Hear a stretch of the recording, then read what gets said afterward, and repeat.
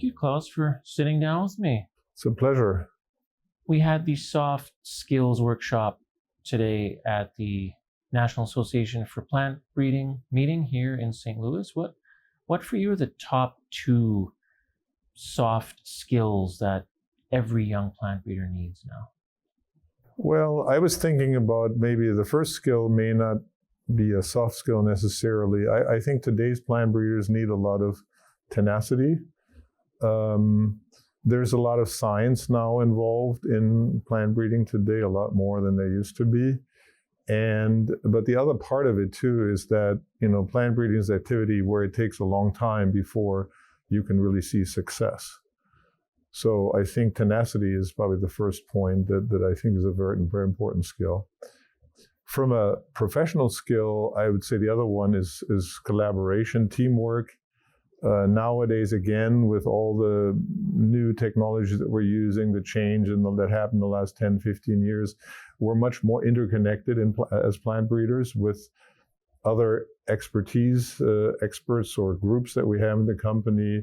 Think producing of dihaploids, think novel phenotyping approaches, and also different ways how we do breeding now, more team approached breeding teams. And so that really requires good teamwork skills.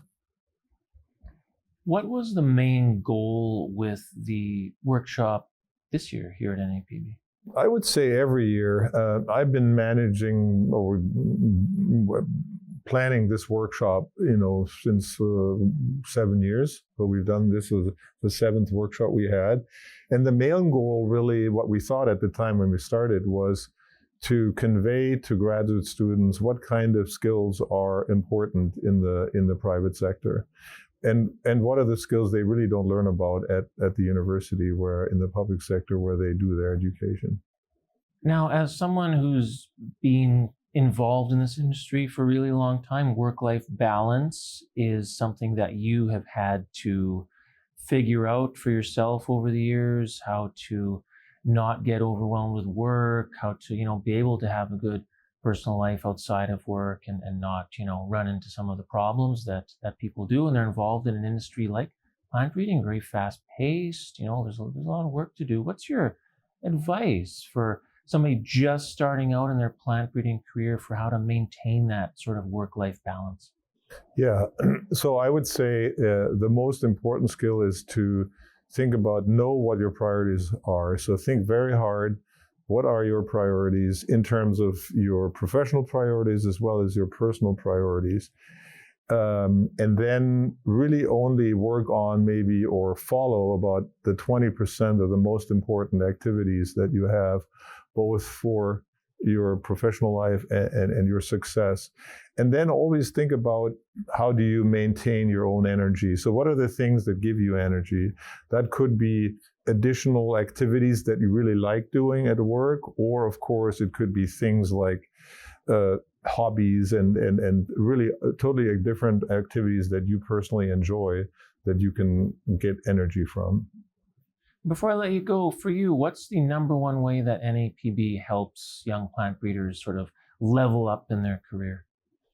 I would say it's the activities of the Commercial Plant Breeding Committee, we provide workshops that give students more scientific background, but we also provide these workshops like today, where we help them either in interviewing and hiring or with professional skills. Really helps the students to get ahead, I would say. Yeah, it's important to have tools like that, especially nowadays with the pace that technology is moving at.